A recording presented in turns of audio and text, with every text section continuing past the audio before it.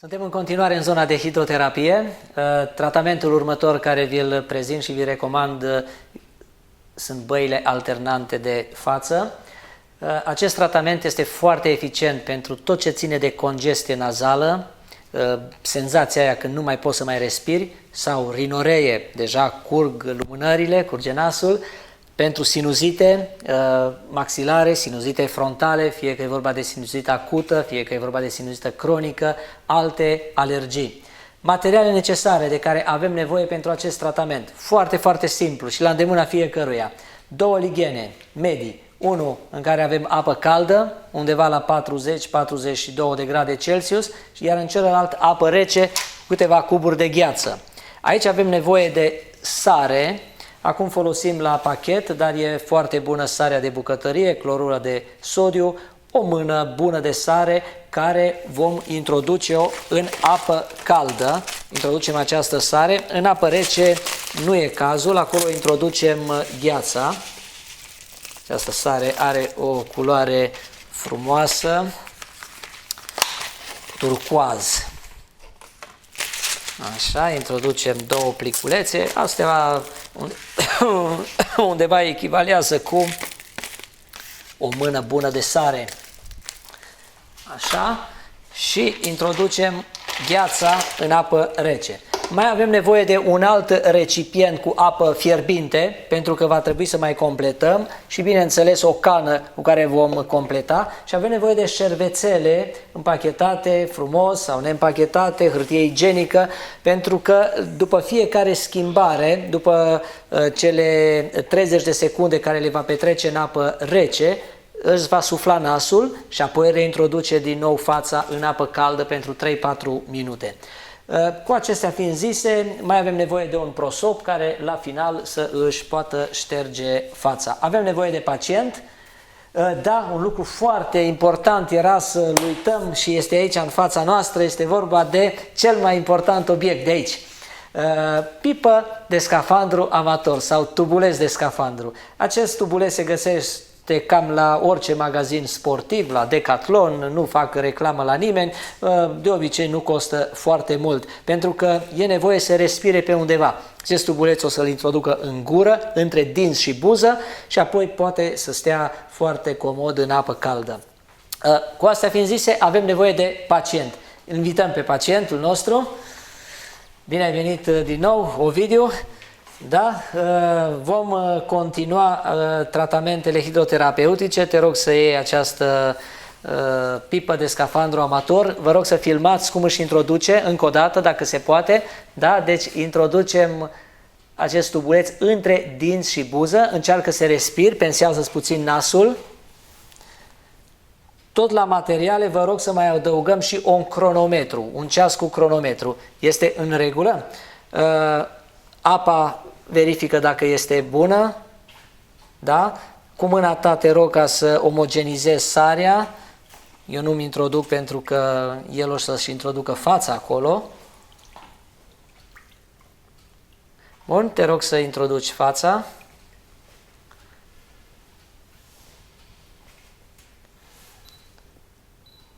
Da, e suportabil, este bine.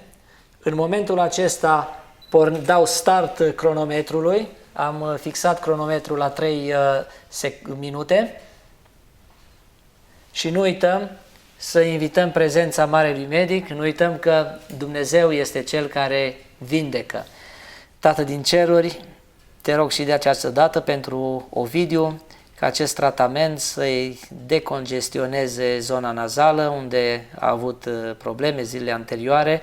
Te rog să faci ca organismul lui să reacționeze pozitiv și acest tratament să-i aducă un plus la sănătate.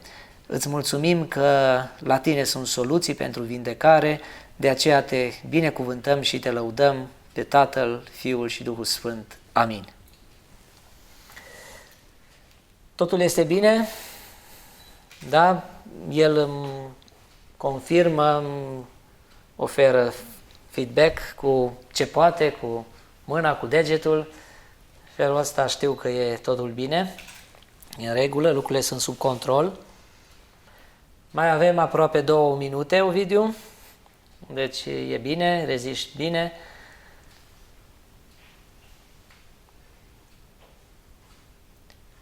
pentru o problemă acută, imediat apar rezultatele acestui tratament. Deci dacă e o congestie, nu pot să respir, după primul tratament deja o să simt că se deschid căile respiratorii superioare. Dacă e vorba de o sinuzită acută, de asemenea apar destul de repede efectele tratamentului. Dacă e vorba de ceva cronic, care trenează de foarte mult timp, atunci trebuie să facem cel puțin 10 repetări. În fiecare zi câte un set de băi alternante, care tot la fel ca și în cazul băilor alternante de picioare, putem să facem 7 imersii în apă caldă, 7 imersii în apă rece. De fiecare dată vom elibera nările, ne vom sufla nasul și vom termina la finalul celor 7 incursiuni sau afunziuni cu apă rece. Da, mai avem 43 de secunde, suntem aproape. În timp ce Ovidiu va sta cu fața în apă rece, eu voi avea grijă să scot de aici o anumită cantitate de apă, să o arunc și să completez cu altă apă fierbinte. În felul acesta voi crește temperatura apei calde. Mai avem aproape 15 secunde. Mult a fost, puțin a mai rămas.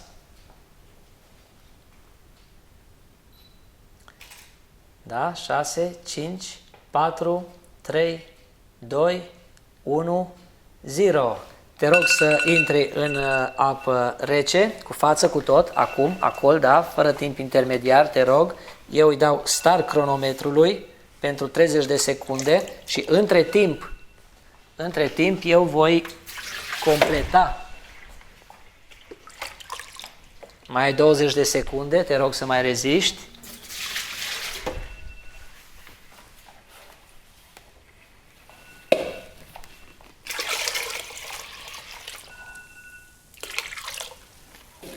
Da? Este bine. Acum o să-i ofer șervețel. Te rog să folosești, aici este șervețelul, să sufli bine nasul. E bună apa? E în regulă? Start cronometru. Suntem deja la a 7-a schimbare în apă caldă. Ovidiu a reacționat pozitiv, adică a suportat fără nicio problemă tratamentul. Am observat că deja s-au fluidizat secrețiile nazale în timp ce sufla nasul, am observat lucrul acesta. Sigur că efectul o să apară și în timp. După ce terminăm acest tratament, va avea o respirație mult mai bună. La lucrul acesta contribuie foarte mult și clorura de sodiu care o folosim, sarea de bucătărie. Întotdeauna la tot ce ține de căi respiratorii superioare, dar nu numai, sarea este foarte eficientă. Salina e eficientă pentru rinite, bronșite, sinuzite. A trecut 1 minut și jumătate, mai rămas încă minut jumătate aproximativ din timpul. Aici mergem totuși cronometrat cu cele 3 minute, pentru că un pic e mai greu de suportat. Faptul că respiră pe gură, respiră prin tubuleț, dacă e mai mult de 3 minute, deja e mai greu de suportat. Și de asta am pornit cronometrul. La celelalte alternanțe de picioare, pe piept sau unde mai facem, acolo important e să fie undeva 3-4 minute, expunerea la cald și expunerea la rece 30 până într-un minut, 30 secunde, 1 minut. Mai avem 1 minut, Ovidiu? Totul e bine? Da? Întrebăm din când în când, deci e nevoie și aici să ne ajute cineva din familie. E mai greu dacă facem singur, n-are cine să ne spună pe unde stăm cu timpul și puțin e stresant.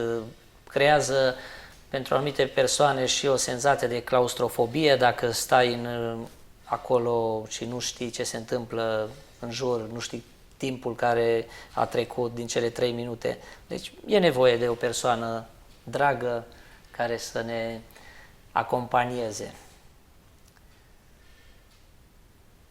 Mai sunt 20 de secunde. Și acum vom avea ultima afunziune în apă rece, care va dura tot așa 30 de secunde. După care va sufla nasul și vom încheia tratamentul. Au trecut cele 3 minute, timpul a expirat, te rog ca să treci în apă rece. Da? Pornesc cronometru și pregătesc șervețelele. Mai avem 15 secunde.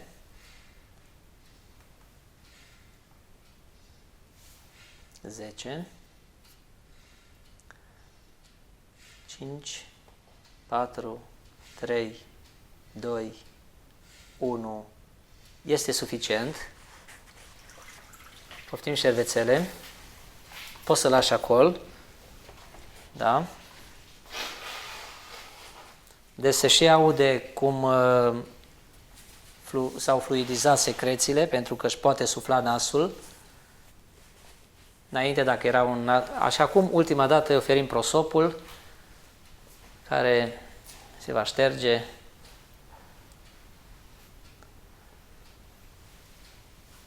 Bineînțeles, după acest tratament, pacientul va avea nevoie de un timp de odihnă de 30 de minute. Sper să îi fie de folos, o să ne spună mâine Ovidiu cum se simte cu nasul, cu respirația, cu toate celelalte. Succes și Doamne ajută să vă fie de folos acest tratament. Numai bine!